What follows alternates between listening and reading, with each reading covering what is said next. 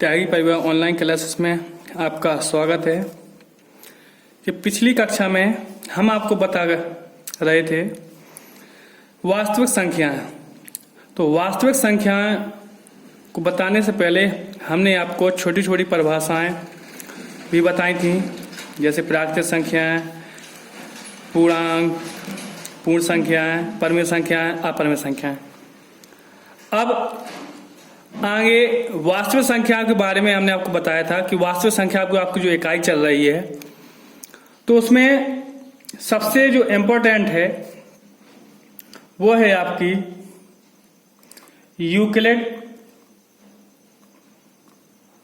विभाजन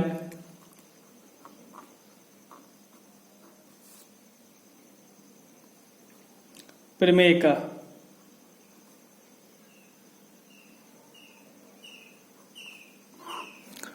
तो यूक्लिड विभाजन प्रमेयिका क्या है?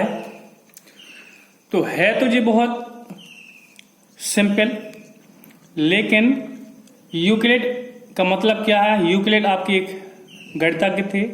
विभाजन मतलब होता है तोड़ना। प्रमेयिका का मतलब होता है, आप सेकंड गणित में भी पढ़ते रहे हैं, पहले रेखा गणित में आपने नाम सुना होगा प्रमेय। तो प्रमेय क्या है? तो प्रमेय आपने पढ़ा होगा कि एक कथन होता है। जैसे आपको कहा गया होगा कि एक वृत्त बना है, वो अर्धवृत्त पर बना कोण समकोण होता है। तो ये आपका एक सिद्ध किया हुआ कथन है, लेकिन इसकी सहायता से आपको कई सवाल हल करने पड़ते थे, जैसे ये दिया इसका मान निकालना।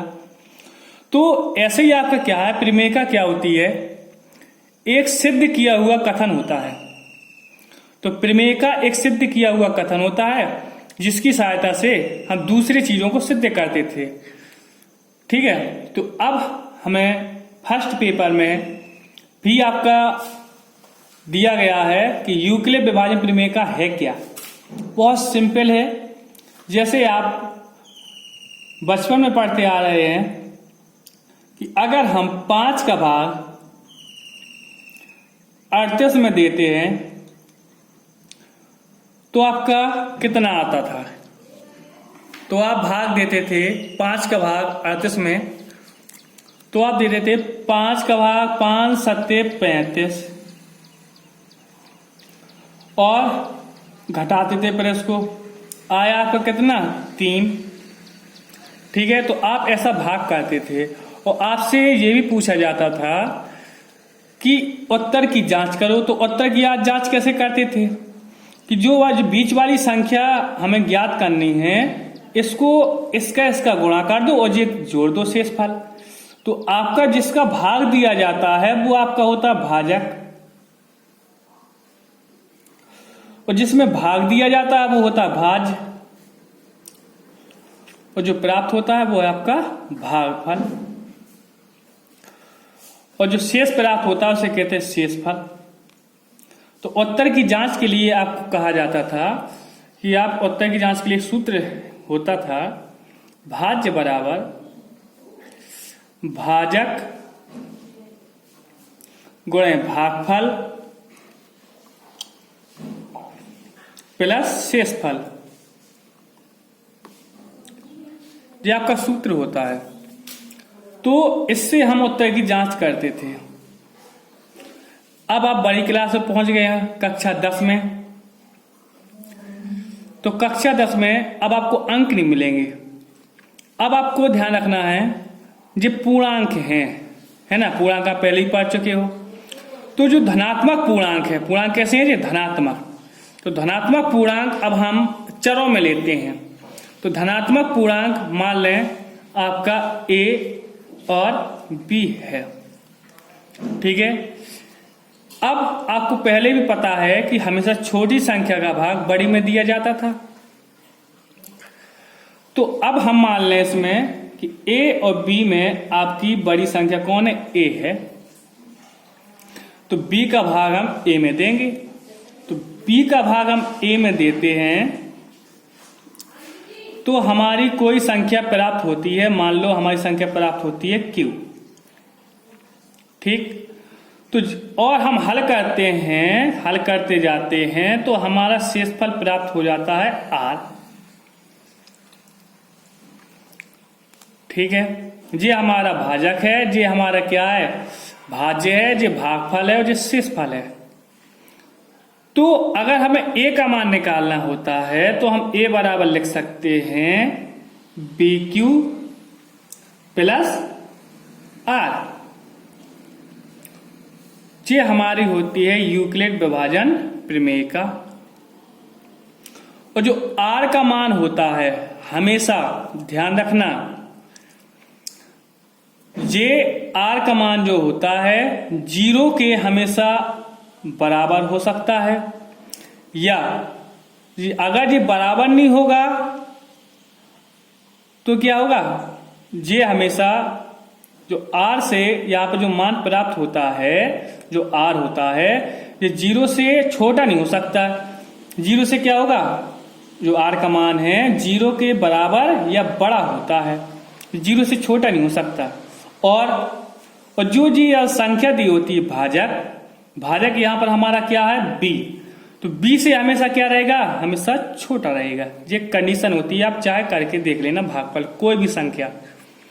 तो जो शेषफल जो होता है, हमने शेषफल यहाँ पर r माना, तो ये क्या होता है, ये 0 से छोटा नहीं हो सकता, और ये 0 ये छोटा नहीं हो सकता, या तो ये बराबर होगा या इससे बड़ा होगा, आपने देखा भी होगा। लेकिन इतना बड़ा होता है कि इससे बड़ा नहीं होता भाजक से, कभी भी कोई भी सवाल करते हैं तो ये कंडीशन होती है। तो यही होती है यूक्लिड विभाजन प्रमेय का। अब इसको अगर परीक्षा में आ जाए तो कैसे करना है, अगर 2 नंबर में आए तो कैसे करना, 4 नंबर में आए तो कितना लिखना है।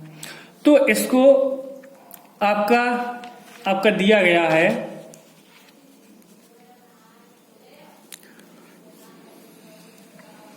यूक्लिड विभाजन प्रमेय का। तो इसमें पहले प्रमेय का मतलब हमने बताया है। प्रमेय का क्या होती है, प्रमेय का एक सिद्ध किया हुआ कथन होता है और इसे एक अन्य कथन को सिद्ध करने में प्रयोग किया जाता है। हमने जो आपको पहले ही बता दिया है। अब हमने आपको बताया था, अब आपको इसमें अंक तो लेना नहीं है, हम चल लेंगे। मान लो हमारे 2 धनात्मक पूर्णांक a और b हैं। तो 2 धनात्मक पूर्णांक a और b है, और a बड़ा है किससे, b से। तो अगर a बड़ा है तो हम b का भाग a में देंगे, क्योंकि a बड़ा होता है। छोटी संख्या का भाग बड़ी संख्या में देते हैं, तो हमने छोटी संख्या का भाग बड़ी संख्या में दिया, और हमारा भागफल प्राप्त आया कितना, q। और इसको हल करते हैं तो हमारा कुछ शेषफल बचता है, या तो 0 बचेगा या इससे बड़ा बचेगा। तो शेषफल हमारा हमने मान लिया क्या, r। तो ये है भाजक, ये है भाज्य, और ये है क्या, भागफल। तो भाज्य अगर हम निकालते हैं तो हमारा सूत्र होता है भाजक गुणे भागफल प्लस शेषफल। भाज्य हमारा a है, बराबर लगा दिया। भाजक हमारा b है और भागफल हमारा q है, और प्लस शेषफल कितना, r है। तो वही कंडीशन लिख दी, जो r का मान है 0 के या तो बराबर होता है, बड़ा हो सकता है, और लेकिन जो b होता है भाजक से कभी भी बड़ा नहीं होगा, चाहे कोई भी सवाल होता है तो इसका मतलब गलत है। तो यहां पर दिया गया कंडीशन दी गई है शेषफल की, यहां शेष 0 के बराबर, जो शेष है 0 के बराबर या बड़ा होता है, ये कंडीशन जो दी गई है, और भाजक से हमेशा छोटा रहता है, ये कंडीशन है। ठीक, तो इसको हमें भाषा के रूप में कैसे लिखना है, तो ये आपका दिया गया है कि 2 धनात्मक पूर्णांक a और b दिए रहने पर, अगर हमारे 2 धनात्मक पूर्णांक a और b हैं, तो ऐसी अद्वितीय पूर्ण संख्या q और r विद्यमान है। तो अद्वितीय क्यों आया, अगर कोई सवाल है, जैसे मान लो हम भाग दे रहे 5 का भाग 21 में, तो 5 चौके 20, यहां पर आ जाता 1। तो ये हमारा, इसकी जगह हम इस सवाल में हम और कुछ नहीं ले सकते, अद्वितीय, इस जैसा कोई दूसरा नहीं है इस सवाल में, इसलिए शेषफल भी इतना बचेगा। तो आपको इसलिए कहा जाता है अद्वितीय पूर्ण संख्या क्यू आर विद्यमान है, कि a बराबर, जो भाजक बराबर होता है वो भागफल गुणा आपका भाजक, जो भाज्य बराबर होता है भागफल गुणा भाजक प्लस आर आपका इस प्रकार से आपका प्राप्त हो जाता है। यहाँ पर कंडीशन दी है। अगर 2 नंबर में आ जाए तो इतना लिखना है, अगर 4 नंबर में आ जाए तो आपको यहाँ से पूरा इतना लिख देना है। ठीक है, इससे लिखने की कोई जरूरत नहीं है। तो हमारे 2 धनात्मक पूर्णांक ए और बी है, हम भाग देते हैं तो ये हमारा यूक्लिड विभाजन प्रमेय का आ जाती है। ठीक है, तो आर होती है 0 के बराबर या बड़ा होता है और भाजक से हमेशा क्या होता है, छोटा रहता है, और जी आपको इसमें लिख देना है। 2 नंबर में आए तो इतना लिख देना, आपका काम हो जाएगा। इसे बाद में लिख देना, इसे ही यूक्लिड विभाजन प्रमेय का कहते हैं। ठीक, अब हम आगे पढ़ेंगे यूक्लिड विभाजन एल्गोरिथम। तो यूक्लिड विभाजन एल्गोरिथम क्या है, तो अगले वीडियो में इसको पढ़ेंगे।